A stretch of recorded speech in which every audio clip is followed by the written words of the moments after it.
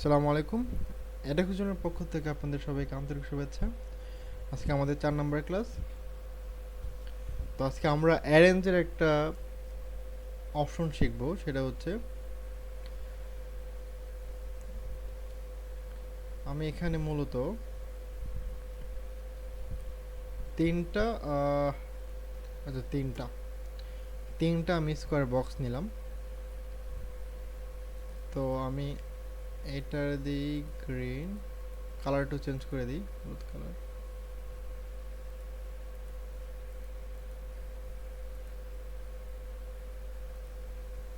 আচ্ছা, এখানে আমার তিনটা বক্সের কালার ডিফারেন্ট। তো এখানে কি দেখতে পাচ্ছেন?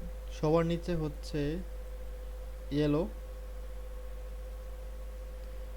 যে হলুদ কালারটা সেটা সবার নিচে, তারপরে হচ্ছে রেড কালার, তারপরে হচ্ছে ব্লু কালার, তাই না? এখন আমরা যখন কাজ করব তখন কাজের সুবিধার্থে অনেক ডিজাইন করার ক্ষেত্রে আমাদের অনেক বেশি কাজে লাগে বা অনেক বেশি ইম্পর্টেন্ট বিষয় এটা। তো এই বিষয়গুলো অবশ্যই জানতে হবে আগে, কাজ শুরু করার আগে। তো আমরা যেহেতু আমার সবার নিচে হচ্ছে এই হলুদ কালারটা, তারপর হচ্ছে লাল, তারপর হচ্ছে এই ব্লু কালার, মানে নীল কালার। তো আমি চাচ্ছি এই হলুদ কালারটা সবার উপরে থাকবে আর ব্ল্যাক কালারটা সবার নিচে থাকবে, অথবা ব্লু কালারটা সবার নিচে, এইটা সবার নিচে থাকবে।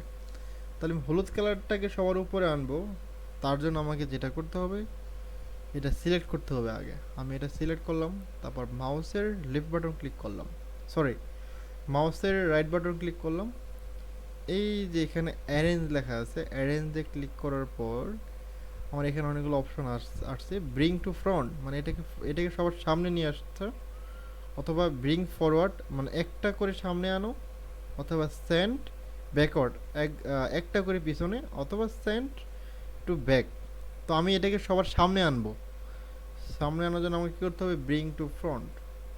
ব্রিং টু ফ্রন্ট ক্লিক করলাম, একদম সবার সামনে চলে আসছে, দেখেন। আর এটা হচ্ছে মাঝখানে। তো আমি এটাকে চাচ্ছি সবার নিচে নিয়ে যাবো, একদম পিছনে। তো আমি এটাকে সিলেক্ট করলাম, ব্লু কালারটাকে সিলেক্ট করে আমি অ্যারেঞ্জে ক্লিক করলাম, সেন্ড টু ব্যাক, একদম সবার পিছনে চলে গেছে। এখন আমি চাচ্ছি এই হলুদটা একটা একটা করে পিছনে যাবে। আমি প্রথমে এটাকে নিব এই লালটার পিছনে, তারপর নিব এই নীলটার পিছনে। তাহলে আমি কি করব? সিলেক্ট করলাম হলুদটা, অ্যারেঞ্জ, সেন্ড টু ব্যাকওয়ার্ড মানে একটা করে পিছনে যাও। এই যে লালটার পিছনে চলে গেল। আমি আবার যদি সিলেক্ট করি, এখন যদি আবার অ্যারেঞ্জ থেকে আবার সেন্ড টু ব্যাকওয়ার্ড, এই যে আবার পিছনে চলে গেল।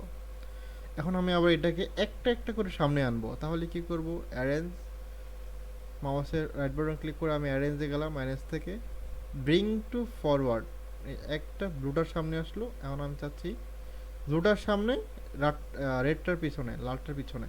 তো আমি এটাকে আবার ক্লিক করে দিয়ে আমি অ্যারেঞ্জ, ব্রিং টু ফরওয়ার্ড, আবার একটা একটা করে সামনে আসলো। তো এটা হচ্ছে এই অ্যারেঞ্জের কাজ। আচ্ছা,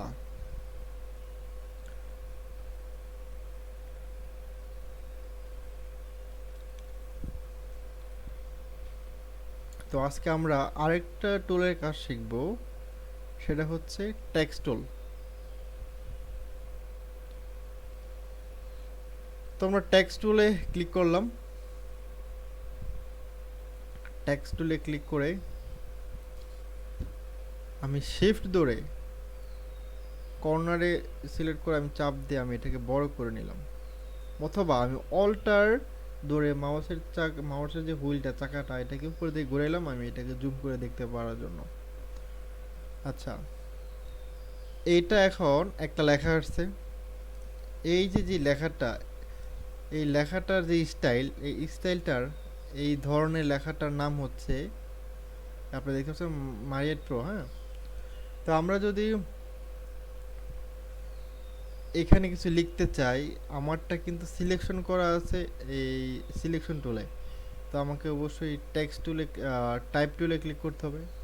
টাইপ টুলে ক্লিক করে আমি যখন, এই দেখেন আমার এই লেখার বাইরে রাখলে আমার মাউসের কার্সারটা হয় বক্সের মতো, আর এই লেখার উপরে রাখলে আবার মাউসের কার্সারটা একটু বক্সটা চলে যায়। তো আমি এখানে দিয়ে ক্লিক করি, ক্লিক করে যদি আমি আমার কিবোর্ডের যে অ্যারোগুলো আছে চারটা, উপরে আপ ডাউন লেফট রাইট, এটা দিয়ে ক্লিক করে আমি ডান দিকে নিয়ে আসি।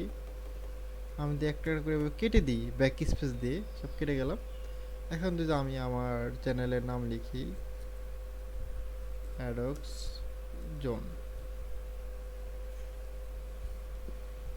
তো এই যে আমি লিখে ফেললাম। আমি আবার চাইলে এখান থেকে ক্লিক করে, এখানে থেকে ক্লিক করে চাপ দিয়ে ধরে আমি আবার সবগুলো সিলেক্ট করে আমি আবার কেটে দিতে পারি। এখন আবার লিখতে পারি অ্যাডক্স জোন। এই যে প্রতিটা লেখার যে একটা স্টাইল, মানে একটা ধরন এই লেখাটার, এটার নাম হচ্ছে যে এইটার ফন্টের নাম হচ্ছে এটা।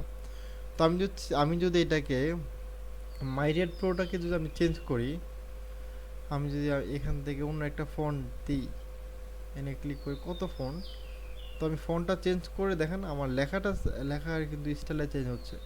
তো এরকম এক একটা ফন্টের নাম কিন্তু ভিন্ন এবং স্টাইলও ভিন্ন হয়। দেখেন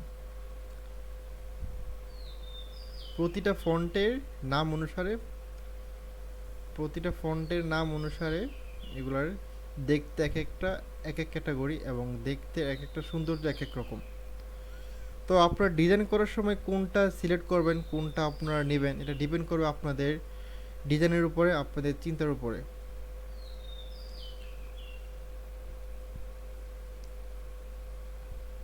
তো আমি আমি কিছু আমরা আমরা ডিজাইনাররা যারা বেশ কিছু ফন্ট ইউজ করি এজ এ প্রফেশনাল ডিজাইনার, তো আমরা যে যে ফন্টগুলো আমরা ইউজ করি সেগুলো ম্যাক্সিমাম কিছু ফন্ট আছে, যেমন পপিন, তারপর এক্সাম্পল, এমন কিছু কিছু ভালো ফন্ট আছে, ওই ফন্টগুলো আমরা ইউজ করি। ওগুলো আমি যখন ডিজাইন করা শুরু করব তখন দেখাই দেবো মানে কোন ক্ষেত্রে, কোন ডিজাইন ক্ষেত্রে, লোগোর ক্ষেত্রে বা প্যারাগ্রাফ লেখার ক্ষেত্রে কোন ফন্টগুলো আমরা ইউজ করি, ওগুলো আমরা দেখাই দেবো।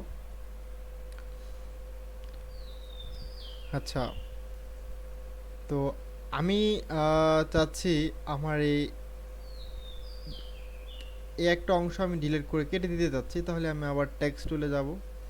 টেক্সট টুলে যে আমি আবার এখান থেকে ধরে চাপ দিয়ে আমি এখানে সিলেক্ট করে আমি মাউস পয়েন্টার আমার কিবোর্ডের ব্যাক স্পেস ক্লিক করলাম, চলে গেলাম অ্যাডক্স। এখন আমি আবার সিলেকশন টুলে ক্লিক করলাম, আমি চাচ্ছি আমার এটা কালার চেঞ্জ করব।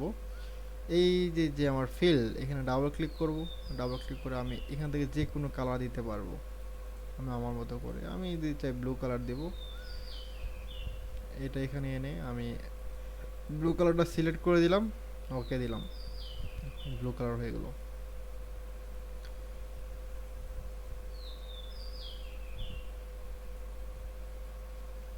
আমি যদি চাই কালারটা আবার চেঞ্জ করে দেব,